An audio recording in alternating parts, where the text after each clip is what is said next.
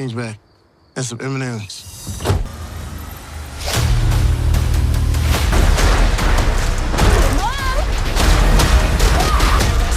But we went off the grid to start a family. All the dads in my school? I could beat them all up, just not at the same time. How did I fix all that? I can't believe they were spies. No way. They're in a pickleball league. Ew. It's bad. Right. I was just checking.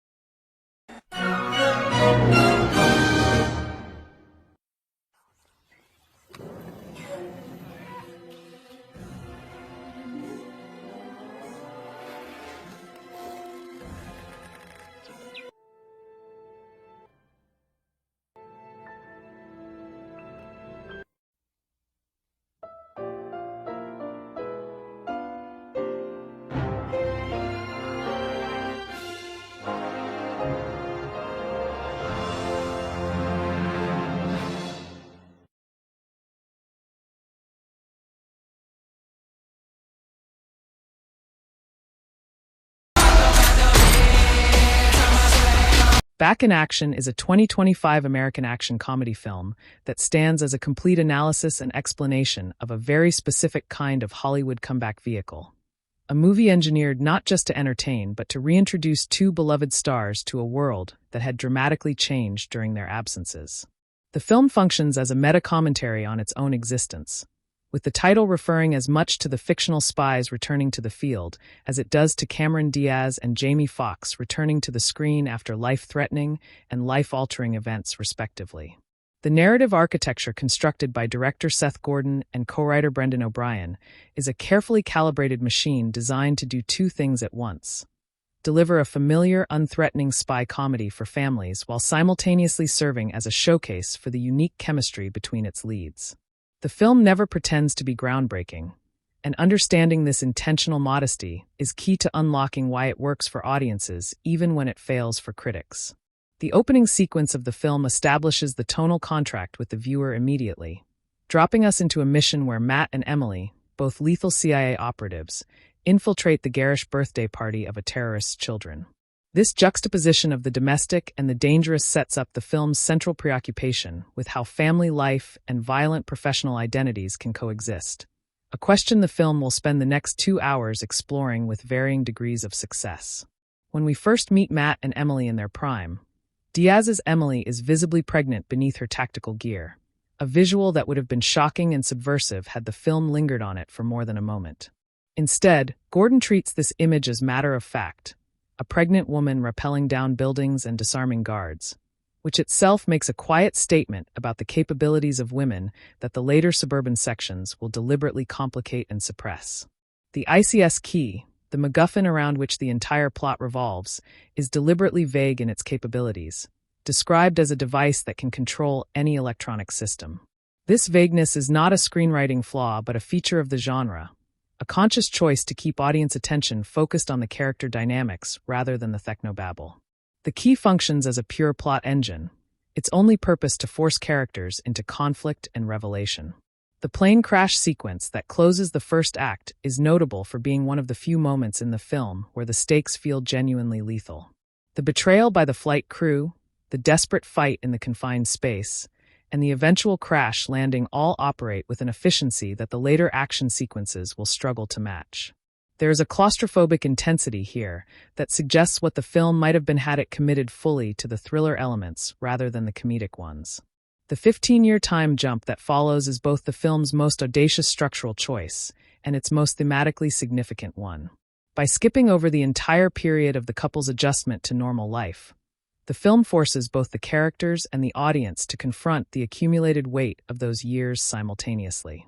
We meet Matt and Emily not as they are becoming suburban parents, but as they have already fully become them, complete with all the compromises and frustrations that entails. The suburban Atlanta sequences are where the film's comedy finds its most authentic register, precisely because it draws from a well of genuine parental frustration rather than spy movie cliché. The arguments about screen time, the eye-rolling teenage daughter, the young son who seems to live in a different technological universe than his parents. These moments land because they are recognizable before they are exaggerated. Alice, the teenage daughter played by McKenna Roberts, embodies the film's complicated relationship with the generation gap. She is written as a collection of Gen Z signifiers, social media savvy, perpetually embarrassed by her parents, fluent in a language of ironic detachment. But the film struggles to give her an inner life beyond these surface traits. Her function in the plot is to be the catalyst for her parents' exposure, and then to be the audience surrogate for the revelations that follow. Leo, the younger son played by Rylan Jackson, suffers even more from underwritten characterization. His primary trait is technological proficiency, which serves the plot when his smart ring becomes the tracking device that saves the family in the climax. Beyond this utility, the film shows little interest in who Leo actually is as a person, treating him as a cute accessory to the adult drama rather than a full participant in it. The club sequence that triggers the inciting incident is a masterclass in physical comedy and action choreography working in tandem. When Matt and Emily dispatch the aggressive young men harassing Alice, they do so with a practiced efficiency that feels almost reflexive, their bodies remembering skills their minds had tried to forget.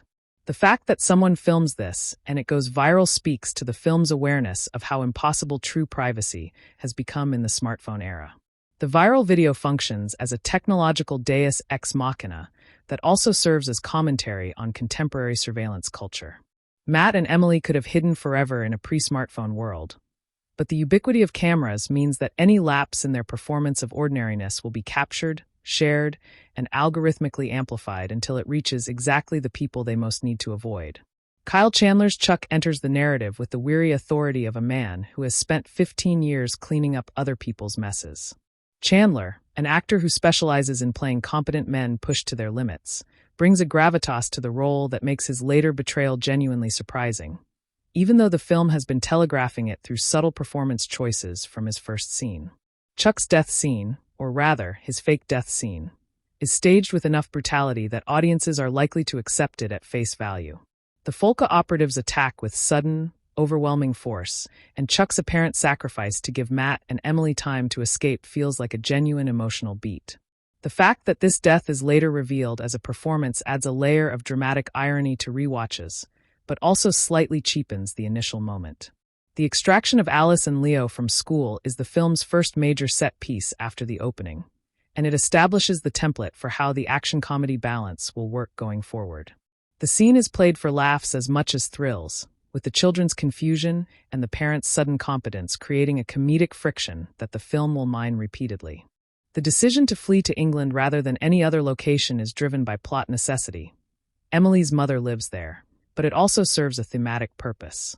England represents the past that Emily has been running from even longer than her CIA career, a connection to family and lineage that complicates her self-image as a self-made operative.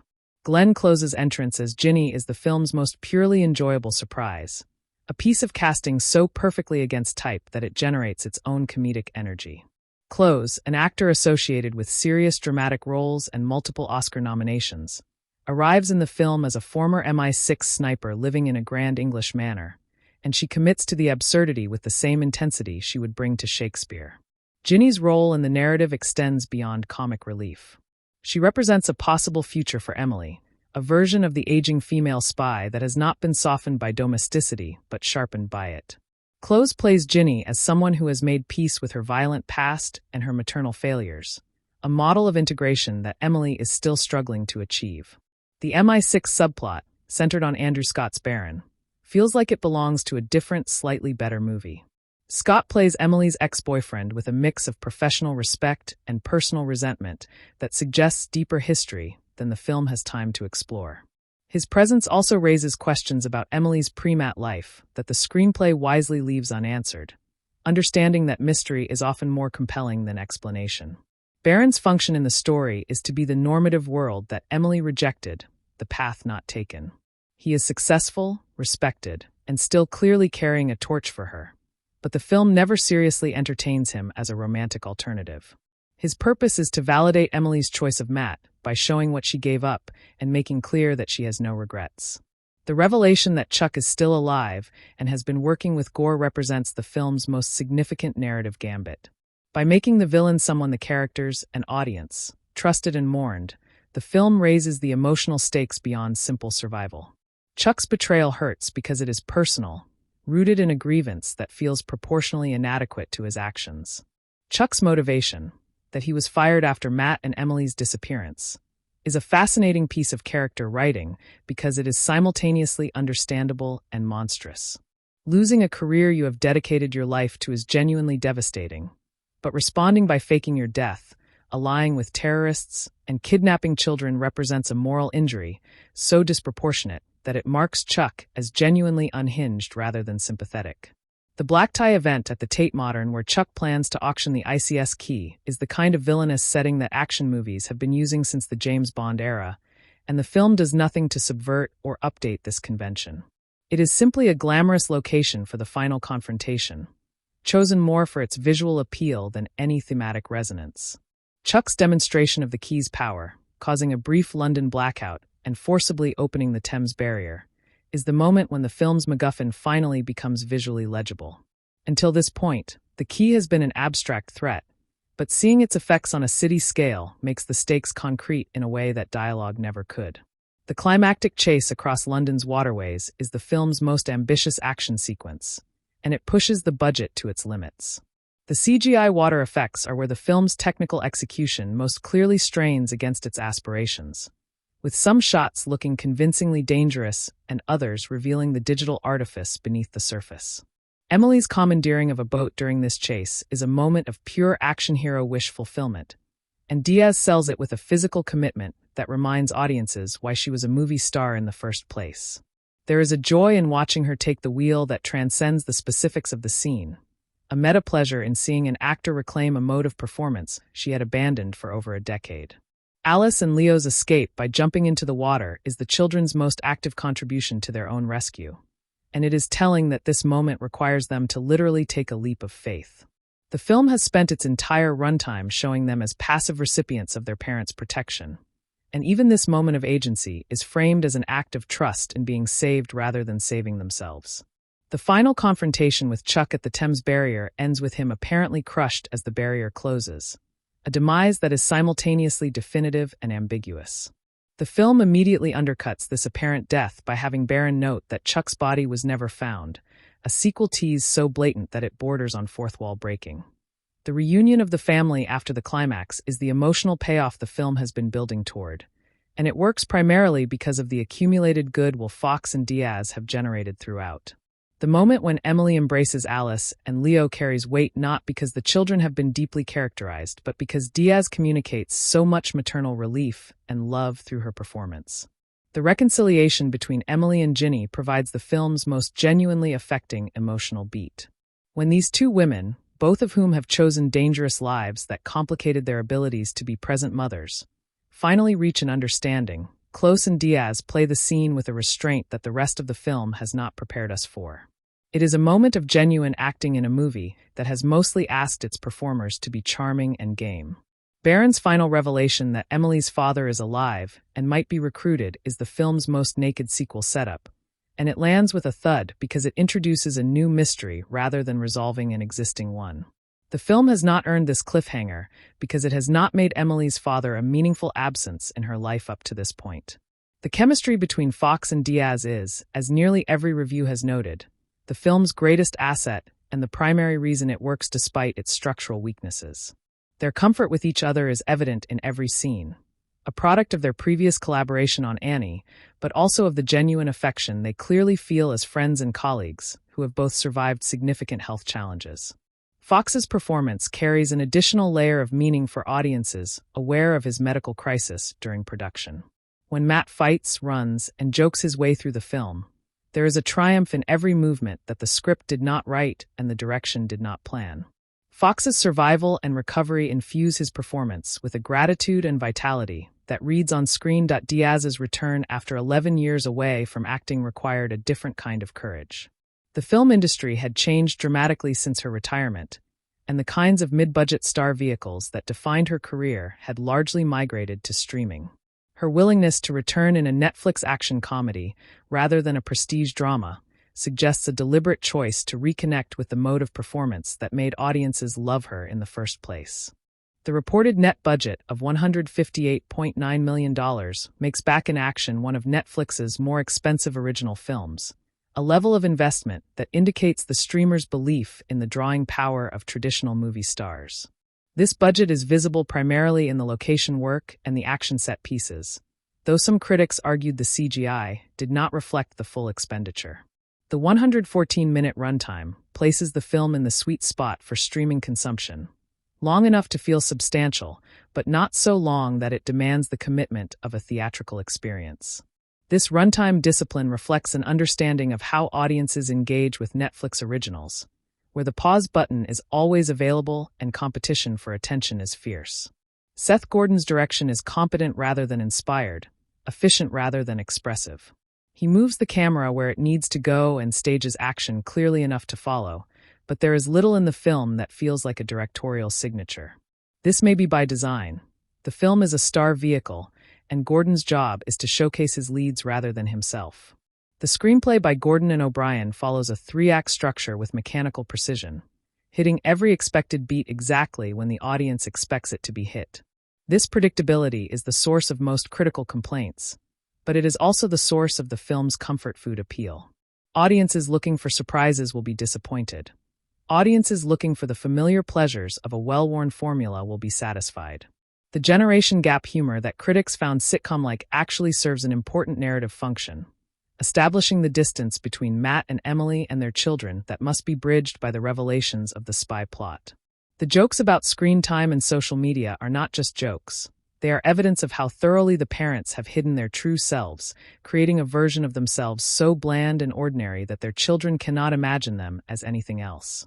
The film's treatment of technology is inconsistent in ways that reflect broader cultural anxieties. On one hand, technology is the threat. The ICS key can destroy infrastructure. The viral video exposes the family. Smartphones make privacy impossible. On the other hand, technology is the solution. Leo's smart ring enables the rescue. The children's digital native skills prove useful. The film cannot decide whether to fear or embrace the technological future. The supporting cast of Folka mercenaries is deliberately underdeveloped, functioning as interchangeable obstacles rather than characters. This is a choice that keeps the focus on the family dynamics, but also limits the film's ability to generate tension through villainy. Without a memorable henchman or a charismatic antagonist besides Chuck, the action sequences lack the personal stakes that elevate the best films in the genre. The depiction of the CIA in the film is notably benign, a choice that reflects the film's apolitical ambitions. The agency is portrayed as generally competent and well-intentioned, with Chuck's betrayal being an individual moral failure rather than an institutional one. This is fantasy, of course, but it is the kind of fantasy that action comedies have always traded in. The Folka organization, by contrast, is pure evil with no ideological content. They want the key because they want power and money, and the film sees no need to complicate this motivation.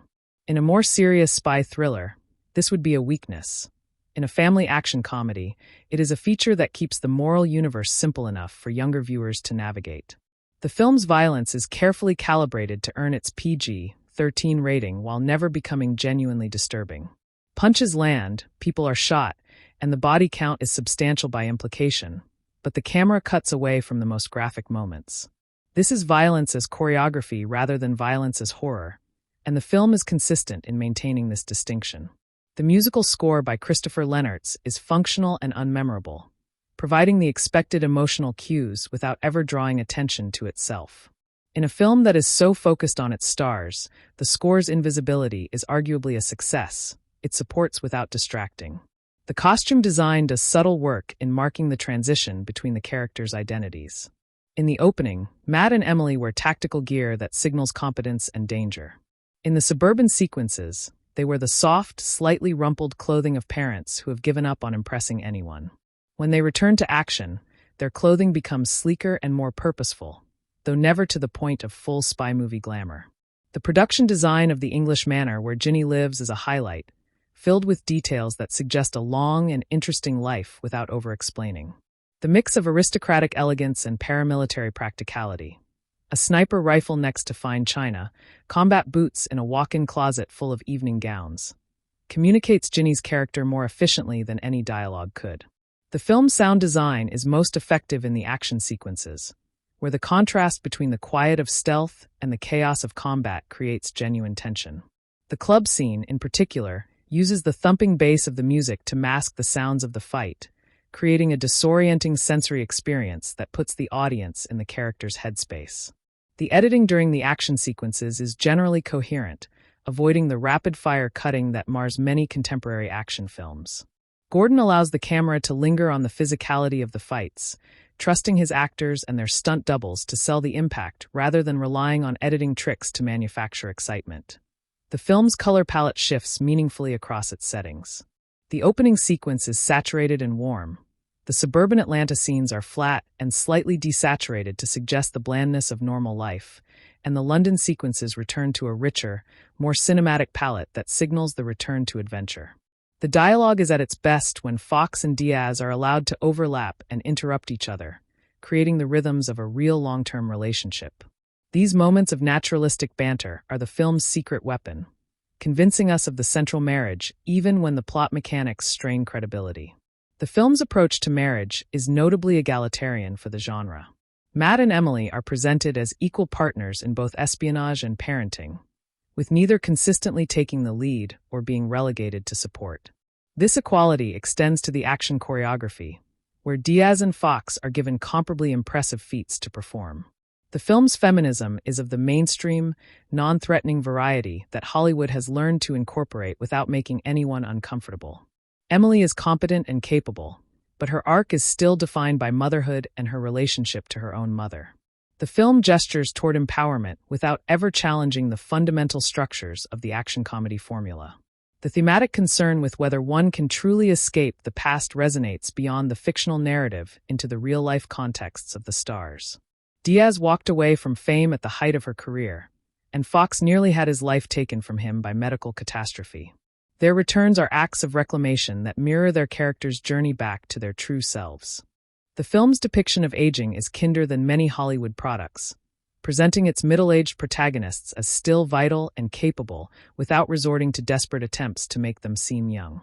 Matt and Emily are parents in their 40s or 50s, and the film allows them to be that without apology, even as it gives them action hero moments that defy realistic physical limitations. The London setting for the film's second half serves multiple functions. It provides visual novelty for American audiences, it connects Emily to her British heritage and mother, and it allows the film to play with James Bond iconography without fully committing to Bond parody. Andrew Scott's Baron, with his MI6 affiliation and emotional reserve, is the closest the film comes to a Bond figure, and Scott plays him with just enough self-awareness to acknowledge the reference without winking at the camera.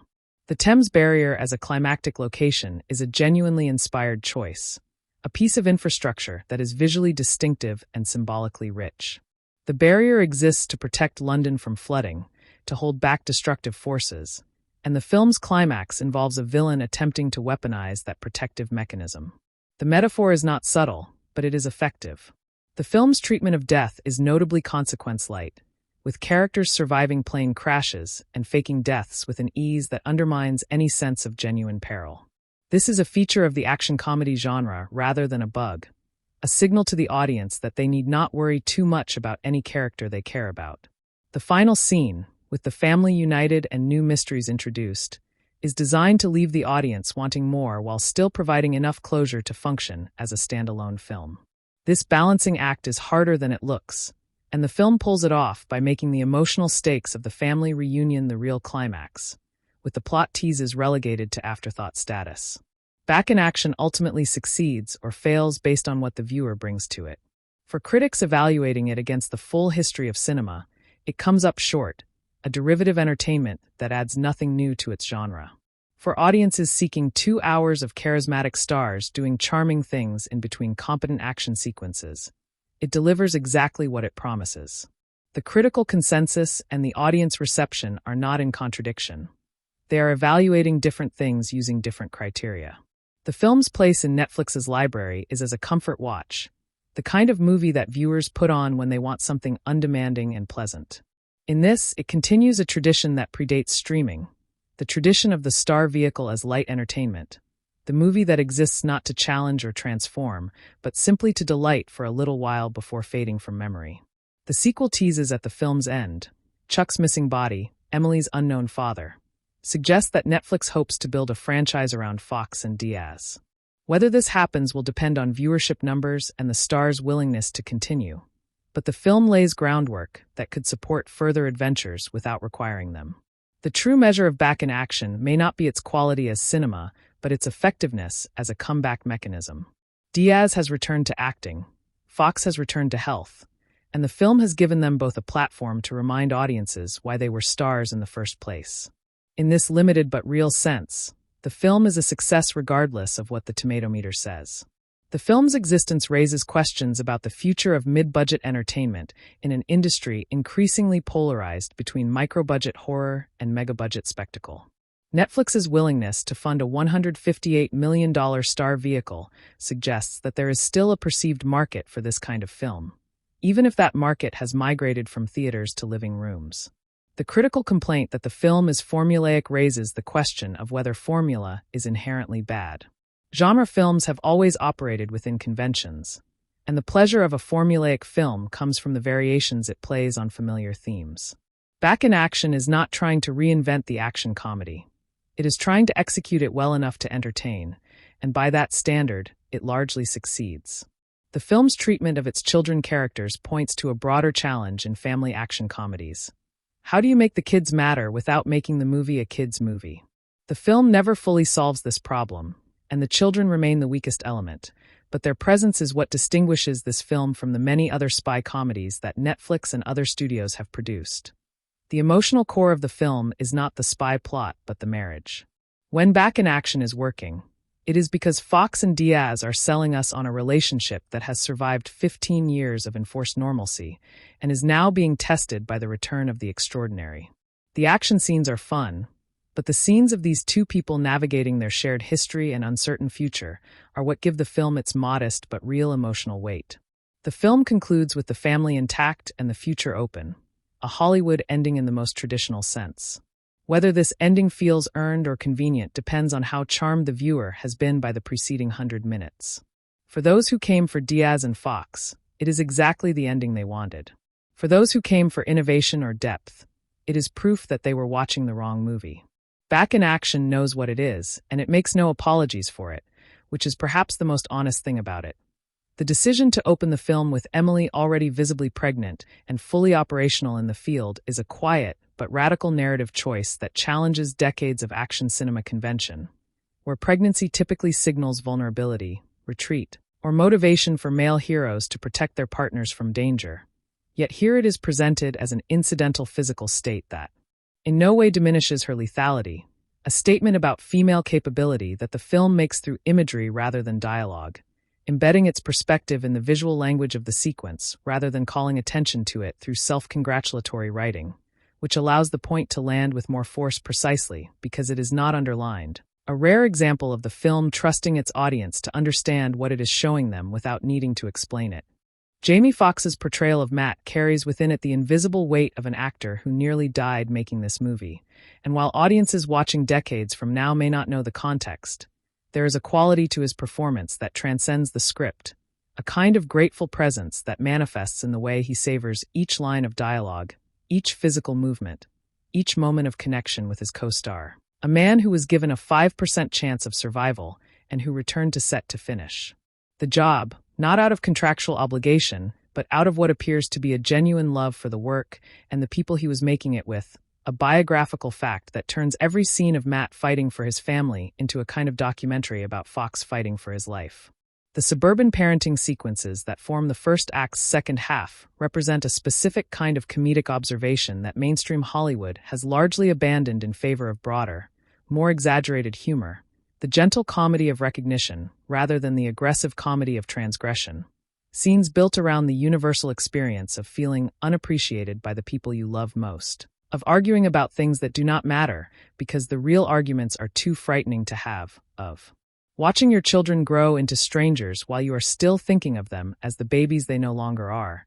And while the film does not plumb these depths with any psychological rigor, it acknowledges them sincerely enough that they register as true before the plot mechanics take over. The relationship between Emily and her mother Ginny functions as the film's emotional subtext in ways that the main spy plot never attempts, exploring how women who choose dangerous, unconventional lives must navigate the impossible double bind of maternal expectation, judged for being absent while knowing that their presence would have meant abandoning the very skills and identities that made them formidable.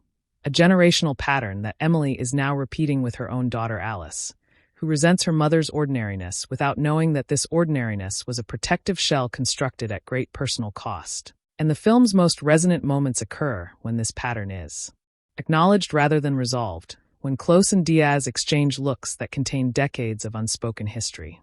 The Folka mercenary organization, while superficially generic, serves an interesting narrative function as the persistent residue of Cold War conflicts that refuse to stay buried, connecting Balthazar Gore's Polish KGB background to a present-day threat that has evolved beyond ideology into pure profit motive. A privatization of violence that reflects real-world trends in the post-Soviet security landscape, where former intelligence operatives became freelancers, selling their skills to the highest bidder, a geopolitical reality that the film gestures toward without exploring, content to use this context as texture rather than thesis.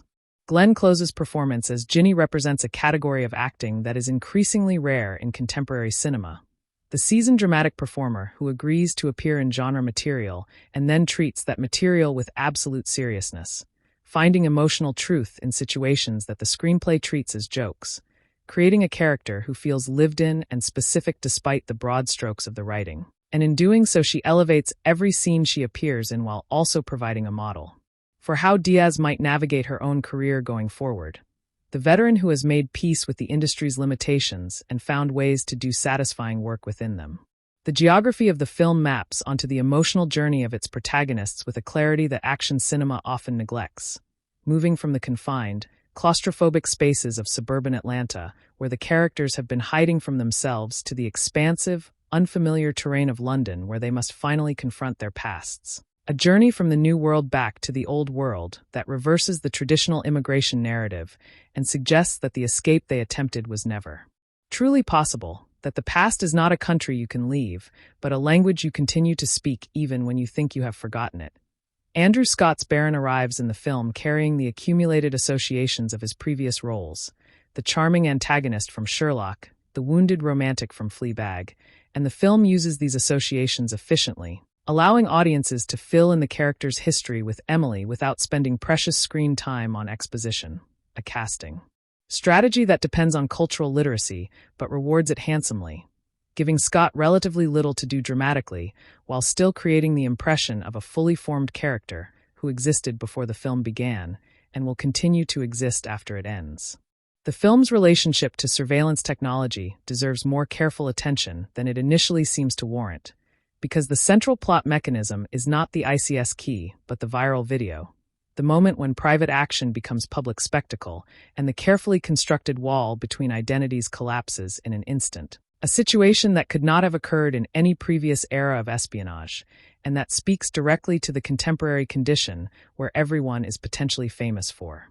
15 seconds and no secret can be guaranteed to stay hidden, making Back in Action one of the few spy films to acknowledge that the primary threat to operatives in the 21st century is not enemy intelligence services, but the smartphone in every civilian's pocket.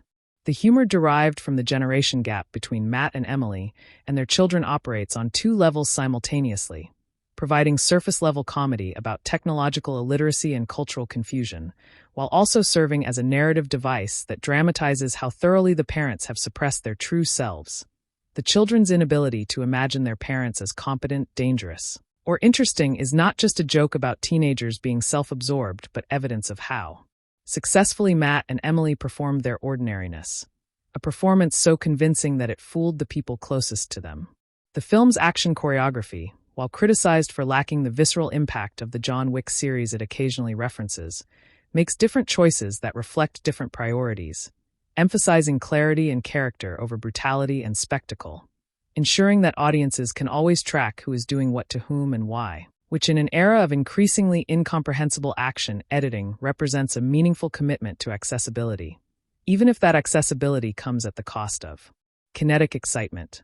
Cameron Diaz's physical performance deserves particular attention because she had not done this kind of work in over a decade, and the body does not forget, but it does age, and watching her navigate action sequences with a visible effort that the film does not try to hide adds a dimension of realism that more polished action stars often lack.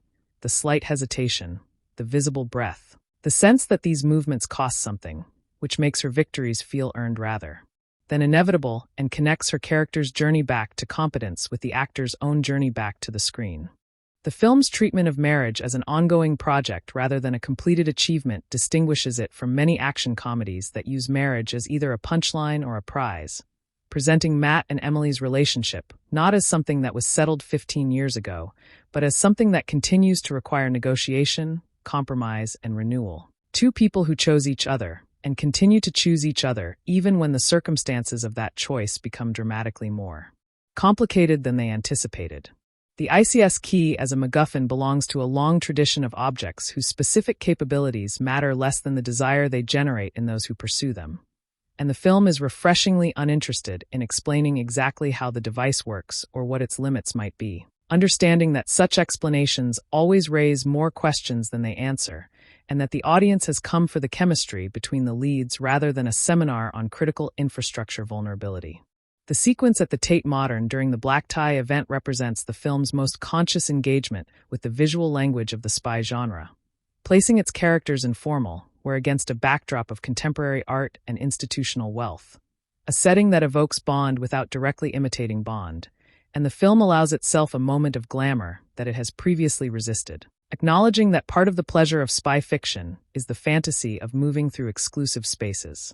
With lethal competence, Kyle Chandler's performance as Chuck is the film's most structurally demanding role, requiring him to play sincere ally, tragic martyr, and revealed villain across three distinct phases of the narrative, and he manages these transitions with a skill that makes the character's evolution feel organic rather than arbitrary, planting seeds of resentment in his early scenes that only become visible in retrospect. A performance that rewards rewatching in a film that otherwise does not demand it.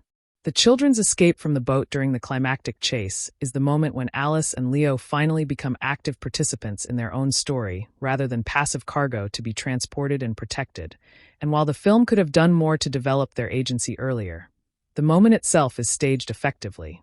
A leap into darkness that requires trust in parents they have only just begun to understand. A physical manifestation of the emotional leap the entire family is making.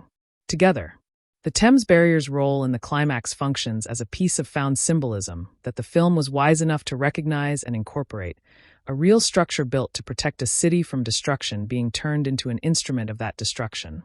The thin line between safety and catastrophe, order and chaos, protection and threat, themes that resonate with the film's larger concerns about the duality of the parental role, the protector who may also become the source of danger.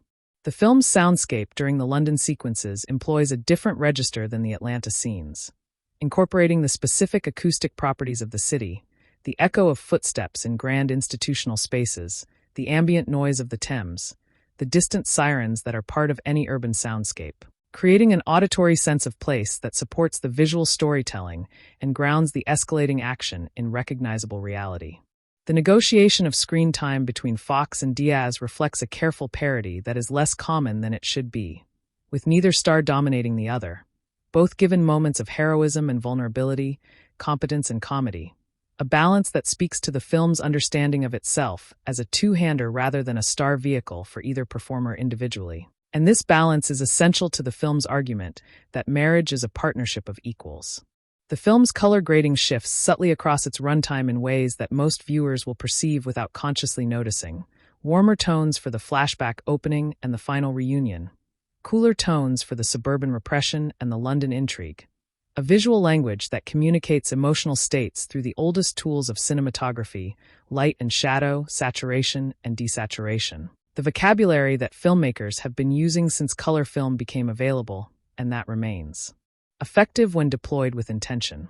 The supporting character of Barron's MI6 team exists primarily to provide exposition and logistical support, but the actors cast in these roles bring small moments of specificity that prevent them from being entirely forgettable.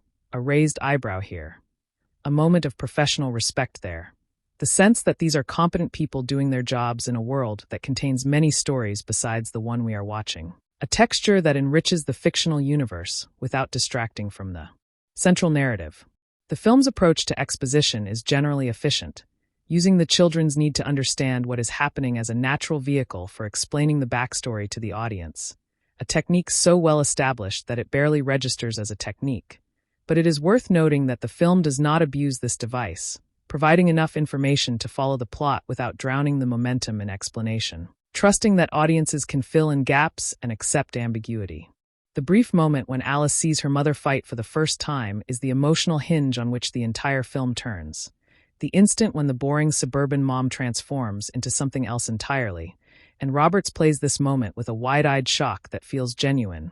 The expression of someone whose entire understanding of a person they thought they knew has just been demolished. A reaction that the film earns through the previous 40 minutes of carefully establishing Alice's dismissive attitude toward her parents.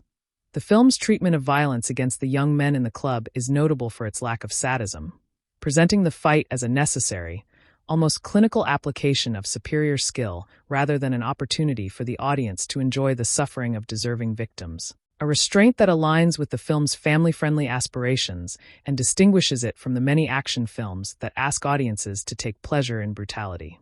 The production design of the suburban Atlanta home where Matt and Emily have lived for 15 years is a masterpiece of visual storytelling through environment, filled with the detritus of middle-class American family life, school photos and sports equipment and kitchen appliances that have seen better days.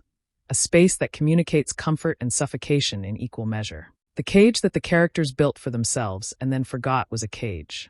The film's relationship to the James Bond franchise is complex and ambivalent, simultaneously drawing on its visual and narrative vocabulary while also positioning itself as an alternative to the Bond model. A spy story centered on a long-term marriage rather than serial conquest, on partnership rather than solo heroism, on middle-aged parents rather than eternal adolescence. And this positioning is not confrontational but complementary, suggesting that there is room in the genre for multiple approaches to the spy fantasy.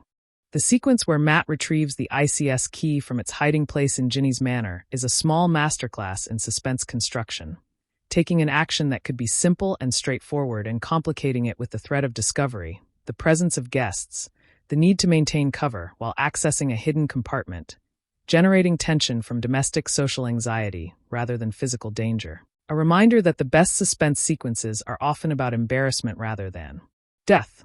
The film's sense of humor is fundamentally generous rather than cruel, finding comedy in situation and character rather than mockery and humiliation. A tonal choice that makes the film feel gentler than many contemporary comedies and that aligns with its identity as a family film. Entertainment that parents and children can watch together without anyone feeling targeted or diminished by the jokes. The thematic resonance of Emily's line about wanting to feel like that person again, the competent, dangerous person she was before motherhood subsumed that identity, speaks to a specifically female experience that action cinema rarely acknowledges. The loss of self that can accompany the transition into parenting, Not because the child is unwanted, but because the role of mother can swallow every other aspect of identity. And the film validates her desire to recover that lost self without judging her for having lost it. The logistical challenge of filming on the Thames during the climactic chase required coordination with multiple London authorities and the construction of specialized camera rigs for shooting on water. And while the final result may not look like the most expensive sequence ever filmed, the invisible labor behind it represents exactly the kind of practical filmmaking that streaming budgets are supposed to enable, even if the final product does not always communicate that expense to audiences. The film's ending, with its explicit sequel tease about Emily's father, represents Netflix's investment in the possibility of franchise development, but it also represents a narrative risk, dangling a mystery that the film has not adequately prepared the audience to care about, a character who has not been mentioned in any meaningful way suddenly becoming the hook for future installments. A choice that will either pay off in subsequent films or stand as a dangling thread in a standalone movie. The critical response to Back in Action reveals more about the state of film criticism than about the film itself, exposing the gap between professional evaluators, who watch hundreds of films annually and crave novelty and innovation, and general audiences who watch far fewer films and often crave exactly the familiar pleasures that critics dismiss as formulaic. A gap that has always existed, but that streaming metrics have made newly visible and newly consequential for how films get made and marketed. The audience score on Rotten Tomatoes being nearly 3 times higher than the critic score is not evidence that critics are wrong or audiences are undiscerning, but evidence that these two groups are asking different questions of the film. Critics asking whether it advances the art form or transcends its genre. Audiences asking whether it entertained them for 2 hours, and both answers can be true simultaneously. A film can be formally unambitious and still provide genuine pleasure to the people who watch it. The film's position in Cameron Diaz's filmography will ultimately be determined by what she does next.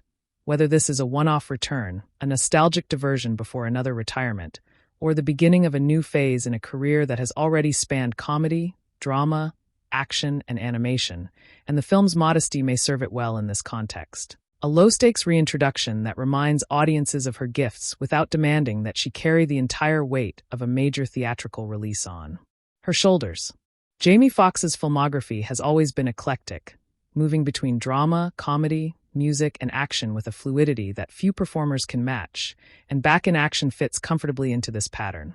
A genre exercise that makes no great demands on his dramatic abilities, but allows him to demonstrate the charisma and timing that have made him a star across multiple decades and multiple mediums. A reminder of his versatility without testing its limits. The film's treatment of Ginny's NGO as a cover for her continued involvement in intelligence work is a small but significant detail that speaks to the privatization of security functions that has occurred in the real world since the Cold War. The migration of skills and personnel from government agencies to private organizations, a phenomenon that the film acknowledges without interrogating, content to use it as a plot convenience rather than a subject for commentary. The brief appearance of Balthazar Gore at the beginning of the film establishes a villain who then disappears for most of the runtime. A structural choice that risks making the threat feel abstract and distant. But the film compensates by making Chuck the more immediate and personal antagonist, understanding that audiences care more about betrayal than about ideology, more about a friend who becomes an enemy than about an enemy who was always an enemy. The film's use of London landmarks is judicious rather than exhaustive, selecting a few iconic locations and using them meaningfully rather than racing through a checklist of tourist destinations. A restraint that helps the film feel grounded in a real city rather than a postcard version of one. Even as the action becomes increasingly improbable and the stakes become increasingly detached from any recognizable reality. The screenplay's handling of the 15-year gap is notable for what it chooses not to explain, leaving the details of Matt and Emily's transition to suburban life to the audience's imagination. Understanding that no explanation could be as satisfying as the mystery. That the specific logistics of how 2 CIA operatives established new identities and built a normal life are less interesting than the fact that they did it. That the gap itself is the point rather than its contents. The film's emotional climax is not the defeat of Chuck or the recovery of the key, but the moment when Alice and Leo fully accept their parents as they actually are rather than as they pretended to be. A reconciliation that the film has been building toward since the viral video shattered the family's carefully constructed normalcy. And while this moment is rushed by the demands of the action plot, It lands with enough sincerity to provide the emotional closure the story requires. The decision to have Chuck's body remain unfound is a classic sequel tease, but it also serves a thematic purpose within the film, refusing the comfort of certainty, suggesting that the threats the family faces cannot be definitively eliminated, that the past cannot be killed and buried but only managed and contained, an ending that is superficially happy but textured with enough ambiguity to feel honest rather than saccharine. The kind of ending that acknowledges that safety is always provisional, and that the work of protecting what you love is never truly finished. The film's ultimate achievement is not artistic but functional, serving as a delivery mechanism for the specific pleasures of watching two charismatic performers do what they do best, and in an entertainment landscape increasingly dominated by intellectual property and spectacle for its own sake. There is something valuable in a film that knows its stars are its primary special effect and builds everything else around showcasing them. A modesty of ambition that is also a clarity of purpose. Understanding exactly what it is and refusing to pretend to be anything else. The peculiar alchemy of star chemistry that Foxx and Diaz generate on screen cannot be manufactured through acting technique alone, relying instead on a foundation of genuine mutual regard that developed across years of friendship. A shared history that includes Foxx's early career appearances on Diaz's talk show appearances. Their previous collaboration on Annie, where she played the villainous Miss Hannigan to his updated Daddy Warbucks, and most profoundly, Foxx's health crisis during this very production which transformed their professional reunion into something approaching a miracle. A film that exists at all only because its male lead survived against overwhelming odds to complete it, making every shared frame between them evidence of a victory that no screenplay could have written. The specific texture of Diaz's acting after her decade-plus absence deserves close examination because it reveals both what changed and what remained constant during her time away.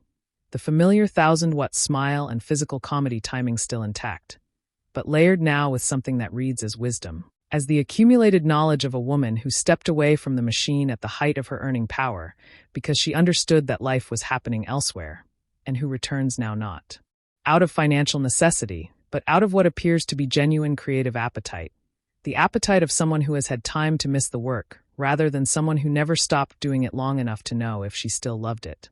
The film's understanding of social media as both threat environment and narrative accelerant reflects a genuine insight into contemporary life that many screenplays gesture toward without fully integrating.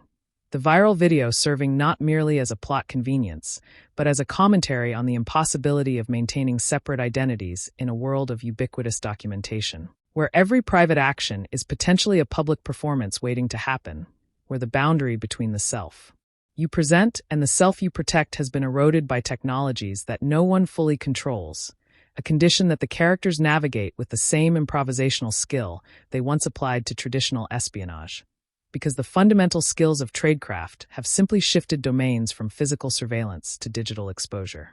The action sequence within the club where Matt and Emily are forced to reveal their capabilities represents a careful escalation that the film manages with more restraint than the genre typically demonstrates, beginning with parental concern rather than lethal intent, moving through proportional response rather than immediate maximum force, and only arriving at full combat competence when the situation leaves no alternative. A progression that respects the character's 15-year commitment to nonviolence by showing them trying to preserve that commitment even as circumstances make preservation impossible. Each escalation a reluctant choice rather than a gleeful return. The choice to make Chuck's grievance fundamentally professional rather than personal represents a sophisticated understanding of villain motivation that the film does not fully exploit but clearly recognizes. The idea that the greatest betrayals often arise not from ideology or malevolence, but from the ordinary human inability to process unfairness. From the grinding resentment of someone who feels that others' choices cost him everything while they lost nothing, a perspective that is objectively wrong but subjectively comprehensible, and Chandler plays this with a wounded dignity that makes Chuck more pitiable than monstrous, a man destroyed by his inability to move on from a professional setback that anyone in his line of work should have been prepared to accept as an occupational hazard. The film's British sequences engage with a specific tradition of Englishness in spy fiction that American productions often appropriate without understanding: the class dynamics, the institutional weight, the particular relationship between MI6 and the aristocracy that produces figures like Ginny, women of privilege who channel their advantages into service of a particular kind. And while the film does not examine these dynamics with the depth that a British production might, it acknowledges them with enough accuracy to suggest that someone involved in the production did their homework on the cultural specificities that distinguish British intelligence culture from its American counterpart. The comedic potential of Glenn Close as an action hero is something the film understands intuitively, but deploys with surprising restraint, never reducing her to pure punchline, never asking her to perform incompetence for laughs, instead creating a character who is genuinely formidable, whose sniper skills are presented as legitimate rather than absurd. And the humor arises not from the incongruity of Close holding a rifle, but from the character's total comfort with violence juxtaposed against her daughter's carefully constructed domesticity, two versions of womanhood that have been at war within Emily her entire adult life, now standing in the same room and forcing her to reconcile them. The emotional geography of Emily's relationship with her mother maps onto a specifically female experience of inheritance and rejection that the action genre rarely has space to explore. The way daughters both become and resist becoming their mothers, the way maternal legacy can feel like both gift and curse, the specific pain of recognizing your mother's failures only to discover that you have reproduced them in different forms. And while the film addresses this material with a lighter touch than a straight drama would permit, Close and Diaz invest their scenes together with enough subtext to suggest the decades of conflict and reconciliation that the screenplay only sketches. The technological literacy gap between parents and children serves functions beyond comedy, establishing Leo's smart ring not merely as a cute gadget, but as a genuine asset that proves essential to the rescue operation, reversing the typical generational dynamic where parental knowledge is superior, acknowledging that in the specific domain of technology, children often possess capabilities their parents lack. And the film treats this not as a threat to parental authority, but as evidence that families function best when each member's strengths are recognized and utilized, a genuinely progressive vision of family dynamics disguised within a formulaic action comedy. The decision to set the climactic action at the Thames Barrier rather than a more conventional London landmark represents a level of research and imagination that the rest of the film's location choices do not always match, selecting a piece of infrastructure that is visually striking, symbolically resonant, and rarely featured in cinema. A structure whose purpose is to hold back catastrophic flooding, to maintain the boundary between safety and disaster, which makes its weaponization by Chuck a perversion of its protective function, a metaphor for how the institutions designed to keep people safe can be turned against them when controlled by those with malicious intent. The film's treatment of water as a visual motif deserves attention because it recurs across multiple sequences with different emotional registers. The amniotic fluid that surrounds Emily's pregnancy in the opening, the water the plane crashes toward, the Thames that carries the final chase, an element that represents both danger and renewal, the unconscious and the life-giving. A symbolic vocabulary that the film never makes explicit, but that operates on viewers regardless, connecting the film's disparate action sequences into a coherent visual argument about immersion, emergence, and the currents that carry us whether we consent or not. The professional respect that Barron demonstrates toward Emily despite their romantic history models a maturity that action cinema often lacks, the acknowledgement that former lovers can become genuine colleagues, that romantic disappointment need not curdle into resentment, that adult relationships can evolve into new forms rather than simply ending. And while Scott's performance hints at unresolved feelings, those feelings manifest as protectiveness rather than possessiveness, a characterization choice that distinguishes Barron from the jealous ex-boyfriend archetype and aligns him with the film's broader argument for emotional maturity over dramatic conflict. The film's approach to physical comedy differs significantly from Diaz's earlier work in films like There's Something About Mary or Charlie's Angels, trading the broad, sometimes grotesque humor of those performances for something more grounded and character-based. The comedy of a middle-aged body remembering movements it has not performed in 15 years. The comedy of parents trying to appear cool to teenagers who are genetically programmed to find them embarrassing, a shift that reflects both Diaz's age and the film's understanding that the audience has aged alongside her, that the people who loved her in the 90s and early 2000s are now parents themselves and will recognize these specific humiliations from the inside. The villain Balthazar Gore's extravagant birthday party for his children introduces a thread that the film does not fully pursue. The question of how monstrous people reconcile their professional violence with their domestic tenderness, the terrorist who loves his children, the killer who wants them to have the biggest cake and the best entertainment. A question that the film raises through imagery, but declines to explore through dialogue. Perhaps wisely, since the tone required to examine this contradiction seriously would clash with the light comedy the film is committed to delivering. The practical effect of shooting action sequences with actors in their 50s rather than their 20s is visible on screen in ways that enhance rather than diminish the film's impact. The movements are slightly slower, the recoveries slightly longer, the physical costs slightly more evident, and this visibility of effort makes the action feel more consequential. Each blow carrying weight not just because of sound design, but because the audience can see that these bodies are not invulnerable, that the characters are pushing against limitations that younger action heroes do not yet have, limitations that make their victories more impressive precisely because they come at a visible cost. The integration of Foxx's musical abilities into the film's soundscape is subtle but present, the actor's sense of rhythm and timing manifesting in the way he moves through action sequences, in the cadences of his dialogue, in the physical punctuation of his comedic beats. A musicality that is not about singing or dancing, but about the deeper structure of performance. The way some actors seem to hear a score that others cannot, and Foxx has always been one of these, a performer who's musical. Training informs every aspect of his screen presence, whether or not he ever touches an instrument.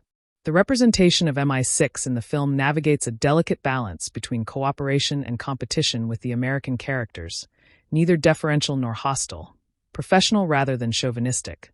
A depiction that avoids both the cliché of British intelligence as superior and the counter-cliché of British intelligence as hidebound and ineffective, instead presenting an organization that is competent, well-resourced, and operating according to its own priorities, which sometimes align with and sometimes diverge from those of the protagonists.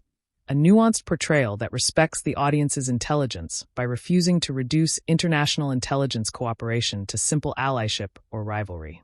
The absence of any significant romantic jealousy plot between Matt, Emily, and Baron represents a deliberate choice that distinguishes the film from many of its predecessors.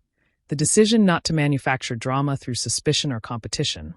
The acknowledgement that a marriage of 15 years has built trust that does not crumble at the first appearance of an ex-boyfriend. And this choice reflects confidence in the audience, the understanding that the chemistry between Foxx and Diaz is strong enough to carry the film without the artificial injection of romantic insecurity that lesser scripts would have considered essential. The film's treatment of the children's trauma is notably light, a choice that serves the comedy but raises questions the film declines to answer. Children who witness multiple murders, are kidnapped at gunpoint, and nearly drown in the Thames would presumably require significant psychological support.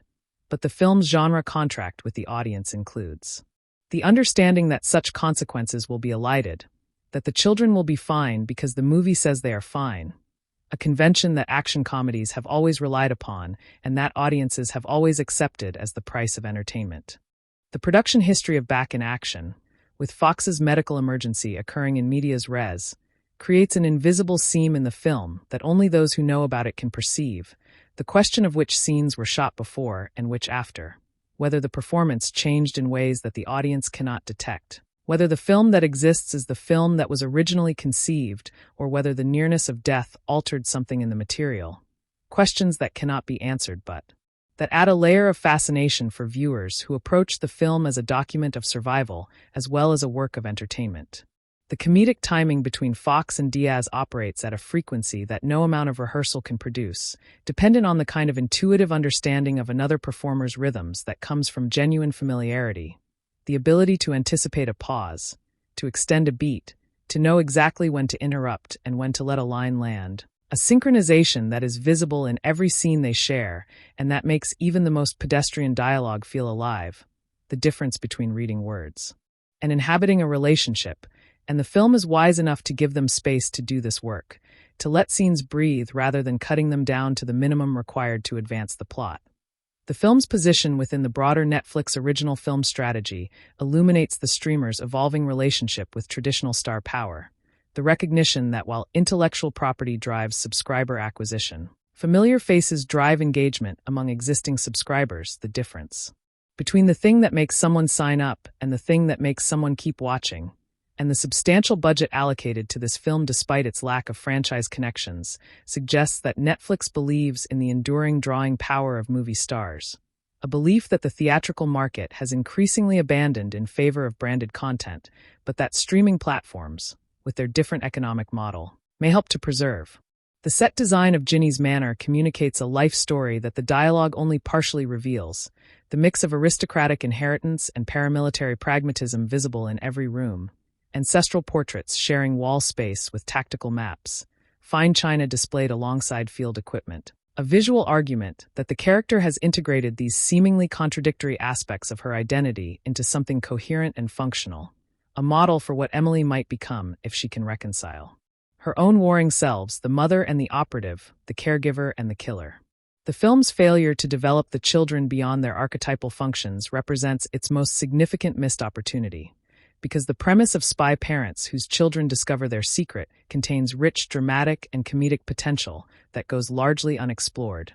The children's emotional journeys truncated in favor of plot mechanics, their reactions to the revelation of their parents' true identities compressed into a few scenes when they might have sustained an entire film's worth of character development, a limitation that the film's sequel aspirations implicitly acknowledge by suggesting that this material might be explored more fully in future installments. The brief but striking image of Emily in tactical gear, while visibly pregnant during the opening mission, carries symbolic weight that extends beyond the immediate scene, presenting an image of female capability that refuses the traditional opposition between motherhood and action, between creation and destruction, between nurturing and fighting. An image that the film then complicates by showing Emily spending 15 years exclusively in the nurturing role, the tension between these two modes of being becoming the central question of her character, a question the film resolves by arguing that both are authentic expressions of who she is rather than one being a betrayal of the other. The film's understanding of retirement as a form of death in the intelligence community draws on a long tradition in spy fiction. The operative who attempts to leave the life only to discover that the life refuses to leave them. But Back in Action adds a domestic twist to this familiar story, suggesting that the operative can indeed leave the life if they build something worth staying for, that the problem is not the impossibility of retirement, but the fragility of the structures that protect it, the viral video that shatters anonymity, the old enemy who never stopped looking, the former colleague whose resentment has had 15 years to curdle into something lethal. The sound mixing during the film's action sequences prioritizes dialogue clarity over realistic noise levels, a choice that serves accessibility and comedy at the expense of immersion, ensuring that the audience never misses a quip or reaction, even when characters are in the middle of gunfire or explosions. A mixing philosophy that aligns with the film's identity as comedy first and action second. The understanding that losing a joke to noise is a greater failure than losing verisimilitude to clarity, and the film consistently makes this choice even in its most chaotic set pieces. The economic logic that led Netflix to invest nearly $160 million in an original action comedy without franchise connections is worth examining because it reveals something about the streamer's strategic calculus, the recognition that star-driven genre films perform differently on the platform than they would in theaters, that the economics of streaming reward broad appeal over intense engagement, that a film which audiences describe as a pleasant diversion can generate more viewing hours than a film that audiences describe as a masterpiece, because pleasant diversions get recommended to friends and rewatched during family gatherings while masterpieces are admired once and filed away. The geographical transition from Atlanta to London represents more than a change of scenery, encoding a shift from the New World to the Old World, from the city associated with civil rights and hip-hop to the city associated with empire and espionage, from the horizontal sprawl of American suburbia to the vertical density of European urbanism, a journey that reverses the historical direction of migration and suggests that the past can never truly be left behind, that it waits patiently in the old country, in the ancestral home, in the mother you have not spoken to in years, ready to reassert its claim the moment you set foot on its territory. The film's approach to the ICS Key's capabilities remains deliberately underspecified, but this underspecification is itself a narrative strategy, the recognition that technological threats are more frightening when their limits are unknown, that the audience's imagination will supply terrors more specific and personal than any screenwriter could articulate, a principle that horror films have always understood, and that action cinema often forgets in its eagerness to explain, to quantify, to render the threat legible and thus containable, when the truly frightening thing about critical infrastructure vulnerability is precisely that its scope exceeds our ability to comprehend it. The surrogate family that forms around the core quartet in the film's second half, with Ginny and Baron joining the mission, suggests an alternative model of kinship to the nuclear family unit the film has spent its first hour defending, a broader, more distributed network of care and competence that can respond to threats more flexibly than a single household. And while the film does not argue for this model over the nuclear family, it presents it as a necessary supplement, the recognition that protecting children requires more than two parents can provide, that the village it takes to raise a child is also the army it takes to defend one. The film's lighting design during the suburban Atlanta sequences leans heavily into practical sources, table lamps and kitchen fluorescents and the blue glow of screens, creating a visual texture that feels lived in and slightly drab, the lighting of real homes rather than movie homes. And this choice makes the transition to the more stylized lighting of the London sequences feel like a liberation. The characters stepping out of the flat illumination of hiding and into the dramatic shadows of action, a visual journey from concealment to revelation that parallels the narrative journey from suppressed identity to reclaimed selfhood. The comedic tradition that Back in Action inherits stretches back through True Lies and Romancing the Stone to the screwball comedies of the 30s and 40s.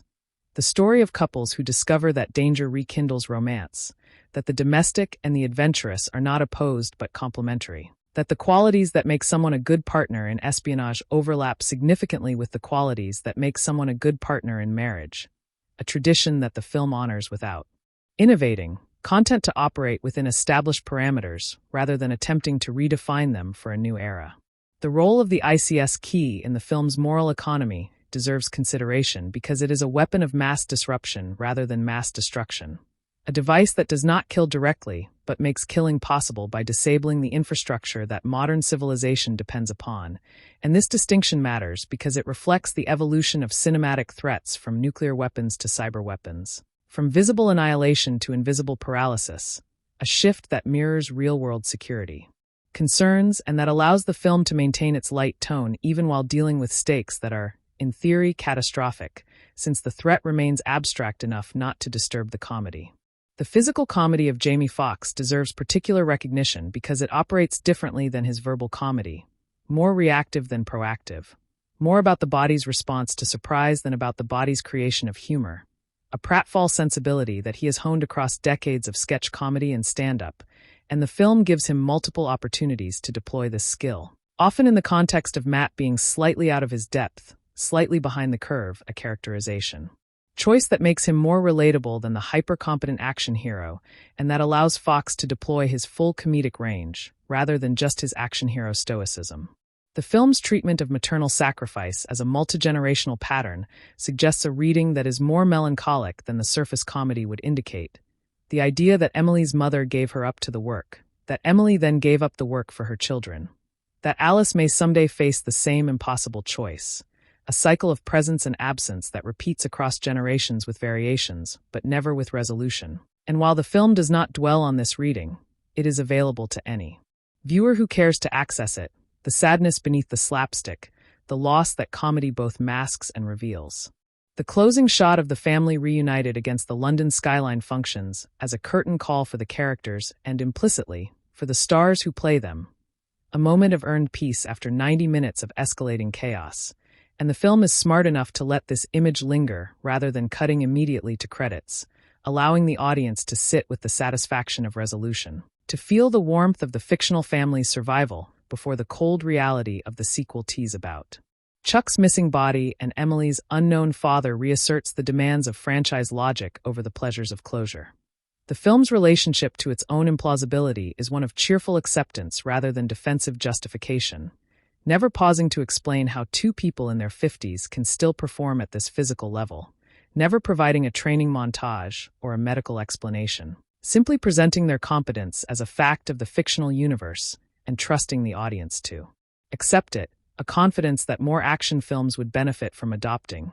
The understanding that audiences come to these movies precisely to see impossible things presented as possible, and that explaining the impossibility only undermines the fantasy. The wardrobe design for Diaz's character traces an arc from concealment to expression, the soft, neutral, somewhat shapeless clothing of the suburban years giving way gradually to more structured, more colorful, more intentional garments as Emily reclaims her operative identity. A visual journey that the costume designer executes with enough subtlety that many viewers will register the effect without consciously noticing its cause, the kind of below-the-threshold design work that distinguishes professional productions from amateur ones even when the audience cannot articulate why one feels more coherent than the other. The screenwriting choice to make the children's escape from the boat a leap into water rather than a more conventional rescue creates a baptismal imagery that the film does not underline, but that operates nonetheless. The children descending into the dangerous element and emerging transformed, their old understanding of their parents drowned, and a new understanding born. A symbolic death and rebirth that is as old as storytelling and as effective now as it was when the first storytellers discovered that water could mean more than water, that the physical world could carry meanings beyond the literal. The careers of both Foxx and Diaz have traced arcs that make Back in Action feel like a culmination, even though it is not designed as one. Foxx the polymath who has won an Oscar and released platinum albums. Diaz the model-turned-actress who became one of the highest-grossing female stars in history before walking away entirely. And their reunion in a film that is explicitly about returning, about the impossibility of permanent escape from what you are good at, about the way the skills that define you will eventually demand to be used again, carries a resonance that the screenplay did not create, but that the casting makes available to any viewer familiar with the biographies involved.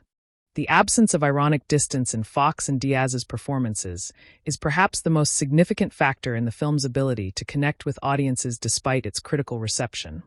The willingness to commit fully to the material without signaling superiority to it, without the wink or the arched eyebrow that tells the audience the actors know they are slumming, a sincerity that is increasingly rare in mainstream entertainment, and that audiences respond to with a sincerity of their own. The recognition that the people on screen are genuinely trying to entertain them rather than positioning themselves as above the enterprise. The film's action choreography philosophy emphasizes joint locks, throws, and redirections of momentum over the striking-based combat that dominates contemporary action cinema, a choice that serves multiple purposes simultaneously, distinguishing the film's fight language from its competitors, accommodating the physical capabilities of actors in their 50s, and communicating that the characters are trained in techniques designed to neutralize threats efficiently rather than to punish or destroy, a defensive orientation that aligns with their status as parents protecting children rather than operatives pursuing objectives. The political unconscious of Back in Action is notably centrist and conciliatory, presenting a world in which the primary threats are rogue actors and personal betrayals rather than systemic failures or ideological conflicts.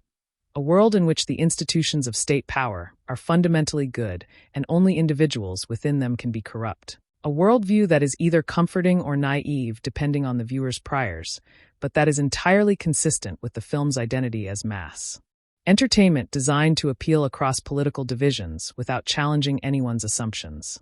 The film's streaming native structure, with its clearly demarcated acts and regular mini-climaxes, reflects an understanding of how audiences consume content on platforms where the pause button is always available and attention is always contested.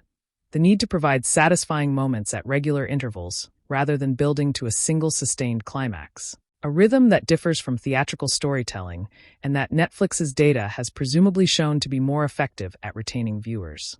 Through to completion, making Back in Action not just a film released on Netflix, but a Netflix film in its structural DNA. The film's treatment of the ICS key as a digital weapon capable of controlling any electronic system connects to contemporary anxieties about critical infrastructure vulnerability that have moved from the realm of speculative fiction into documented reality over the past decade, as power grids, water treatment facilities, and hospital networks have all proven susceptible to ransomware attacks and state-sponsored intrusions, making the film's MacGuffin feel less like fantasy and more like a slight exaggeration of capabilities that already exist in the arsenals of multiple nation-states. A grounding in real-world threat landscapes that gives the action a plausibility the comedy might otherwise undermine. The decision to make Emily's pregnancy a visible element of the opening action sequence rather than hiding it behind desks or strategic camera angles represents a directorial choice that communicates the film's attitude toward female capability without needing to state it explicitly.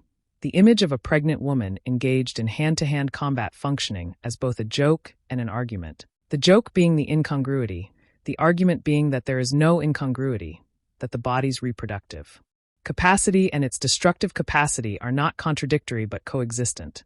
And the film trusts the audience to hold both the humor and the point simultaneously.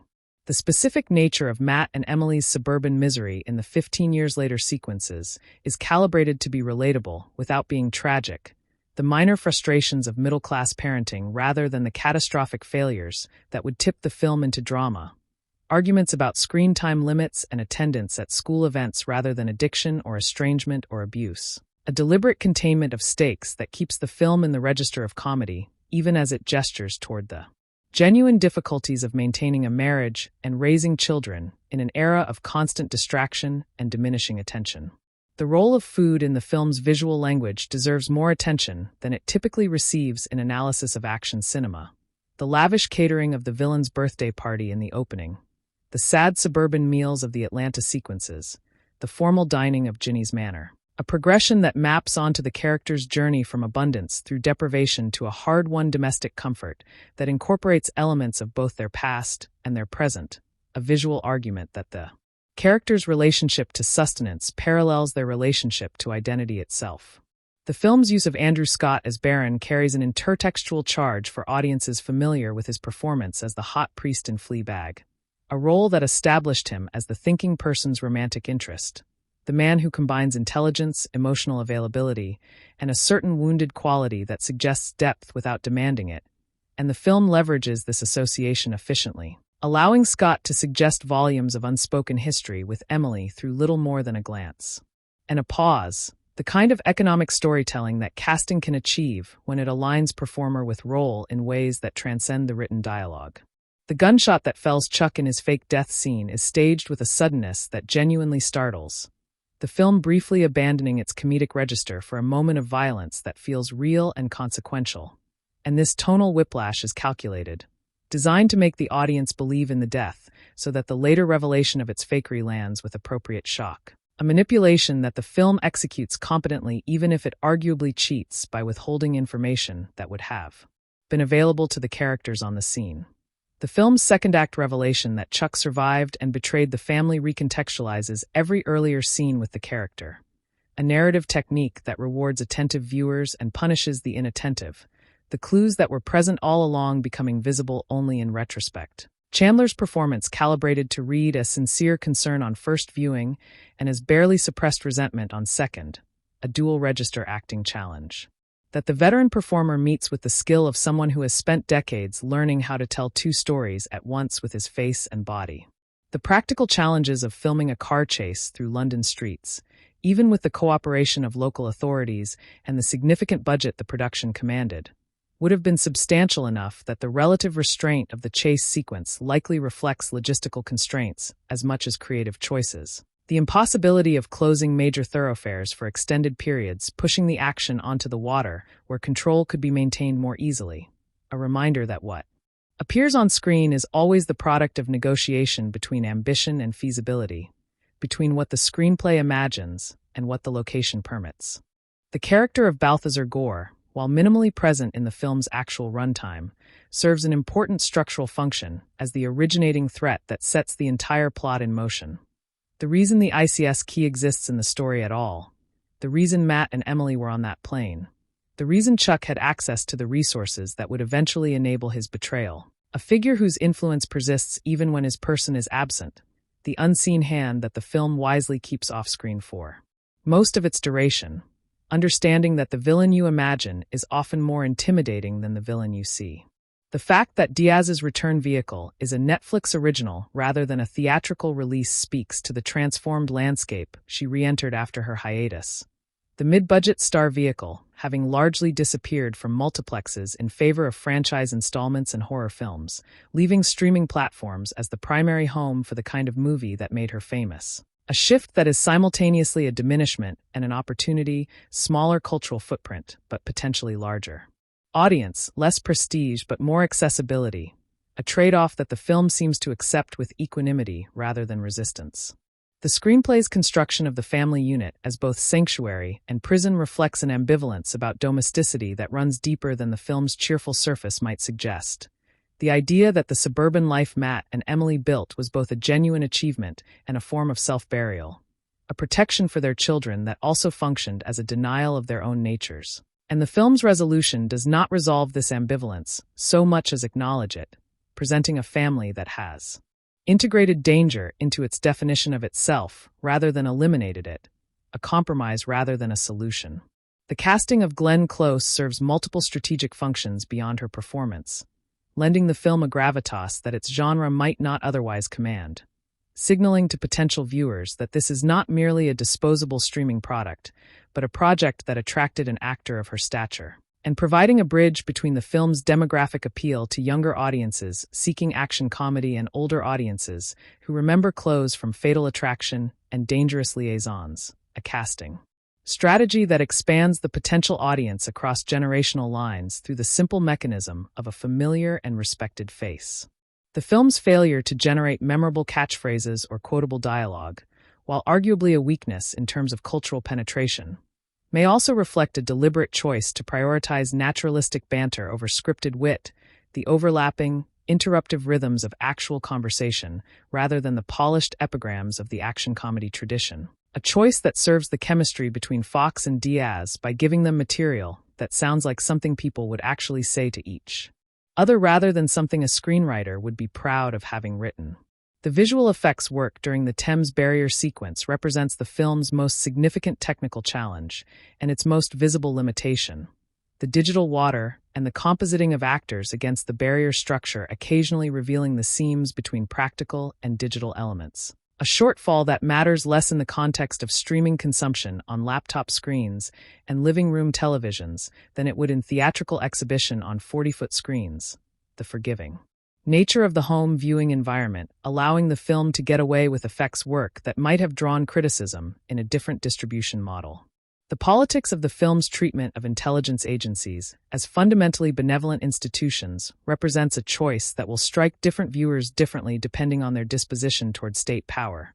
The CIA and MI6 presented as organizations staffed by decent people doing necessary work, the villains being those who betray these institutions rather than the institutions themselves, a framing that is entirely conventional for the genre, but that also forecloses any possibility of structural critique, a limitation that the film accepts as the price of its apolitical, broadly accessible positioning. The children's technological fluency, particularly Leo's smart ring and Alice's social media awareness, functions as a narrative asset that the film deploys without fetishizing, treating these capabilities as normal rather than remarkable, a generational given rather than a plot point to be explained.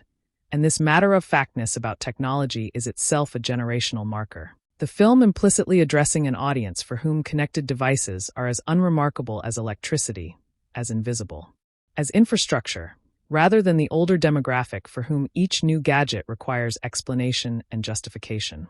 The film's approach to the exposition of backstory through the children's questions represents a solution to a problem that every story about hidden identities must solve: how to inform the audience of what the protagonists already know without resorting to clumsy voiceover or artificial conversations between characters who would have no reason to discuss what they both understand. And while the device is familiar to the point of cliché, the film executes it with enough efficiency that the audience barely notices the machinery, the children's natural curiosity providing organic motivation for revelations that lesser screenplays would have delivered through more awkward mechanisms.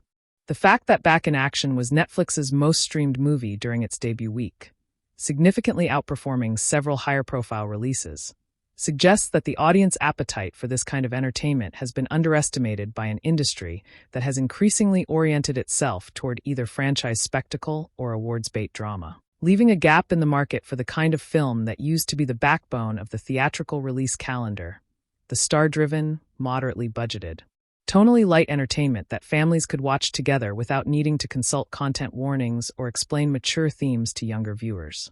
The film's acknowledgement of the physical cost of action on aging bodies, visible in the way Foxx and Diaz sell their exertion during fight sequences, represents a rare honesty in a genre that typically presents its heroes as immune to fatigue. And this honesty does not diminish the fantasy so much as humanize it, the characters becoming more admirable precisely because their victories come at a visible cost, the effort of combat written on their faces and in their breathing, a realism about physical limitation that makes their continued competence more impressive rather than less.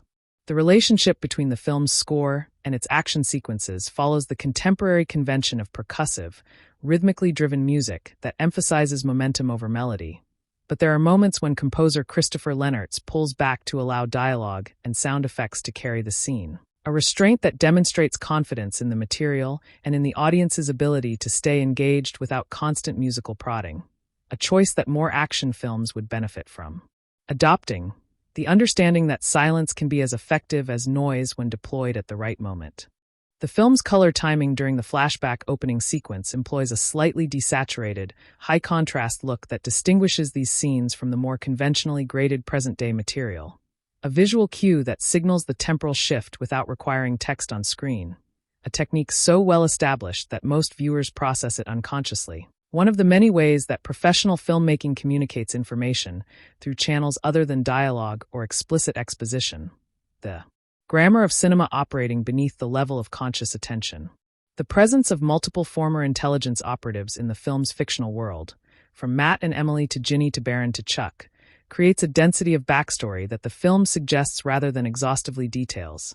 The sense that this is a world populated by people with complicated histories that intersect in ways the current narrative only partially reveals. A technique that enriches the fictional universe by implying that the story we are watching is merely one thread in a larger tapestry, that there are other movies happening just off-screen to other characters whose stories might someday be told. The comedy of recognition that drives the suburban sequences. The humor of parents who cannot work the television remote and children who cannot imagine their parents as sexual beings, draws on a well of shared experience that transcends cultural and demographic differences, the universal comedy of family life, and this universality is part of the film's strategic appeal. The understanding that jokes about screen time and teenage embarrassment will land with audiences in Berlin and Buenos Aires, and Bangkok as reliably as they land in Atlanta. The global reach of domestic comedy, enabling the film's international distribution strategy. The brief but noticeable emphasis on Emily's hands during the fight sequences. The camera occasionally isolating the specific movements of her fingers and wrists as she applies joint locks and disarms opponents, suggests a character whose combat training emphasized precision over power, technique over strength. A characterization choice that makes her fighting style distinct from Matt's more straightforward physicality, and that reflects the reality that women in combat roles have always had to develop approaches that leverage mechanical advantage rather than raw force. The film's depiction of the Folka mercenaries as interchangeable obstacles rather than individualized threats reflects a deliberate prioritization of the central family drama over the action movie convention of memorable henchmen. The decision to invest screen time in the relationships between the protagonists rather than in the personalities of the antagonists. A trade-off that strengthens the emotional core while weakening the action texture, and reasonable viewers can disagree about whether this trade-off was the right one, whether the film would have benefited from a more vividly drawn opposition, or whether the focus on family was the correct allocation of limited narrative resources. The resolution of the Ginny-Emily relationship, with its tentative reconciliation and its acknowledgement of unresolved tensions, avoids the easy closure that a more conventional film might have provided. The mother and daughter not fully healing their rift, but agreeing to continue the work of healing. A more honest depiction of adult family relationships than the tearful embrace and total forgiveness that lesser screenplays would have offered. And Close and Diaz play this ambiguity with the skill of actors who understand that the most resonant emotional moments are often the ones that leave something unresolved. The film's relationship to the spy genre's history of glamorous European locations is both reverent and slightly embarrassed. The London setting providing the expected postcard imagery, while the script occasionally undercuts its own glamour with jokes about British weather and cuisine. A self-awareness that acknowledges the conventions even as it participates in them. The film wanting to have its cake and eat it too, to provide the pleasures of international intrigue, while also signaling that it knows these pleasures are a little silly, a tonal balancing act that will feel charming to some viewers and cynical to others. The physical transformation required of Diaz between the pregnant operative of the opening and the suburban mother of the main timeline would have been achieved through a combination of practical effects, costume design, and the actor's own physical preparation. But the film does not call attention to this transformation, presenting both versions of Emily as natural and continuous, a choice that respects the audience's ability to accept the time jump without needing the mechanics of the transformation explained, the kind of trust in viewer intelligence that characterizes competent filmmaking across all genres. The film's climactic argument that the family that fights together stays together updates the traditional action movie individualism for an era in which collective action is increasingly valorized, the final victory achieved not by a solitary hero, but by a network of relationships, parents and children and grandmothers and ex-boyfriends, all contributing their specific capabilities to a coordinated effort, a vision of heroism that is distributed rather than concentrated, collaborative rather than solitary. And this vision aligns with broader cultural shifts toward valuing teamwork and community over the lone wolf archetypes that dominated action cinema in previous decades. The sequel tease involving Emily's unknown father introduces a mystery that the film has not earned the right to pose. A character who has never been mentioned suddenly becoming the hook for future installments. But this very abruptness may be the point. The film acknowledging that it is setting up a franchise with a deliberately provocative unanswered question. A narrative debt that can only be settled by a sequel. And whether this gambit succeeds will depend entirely on whether the audience cared enough about the characters to want to know more about their histories. A question that the viewing numbers will answer more definitively than any critical analysis.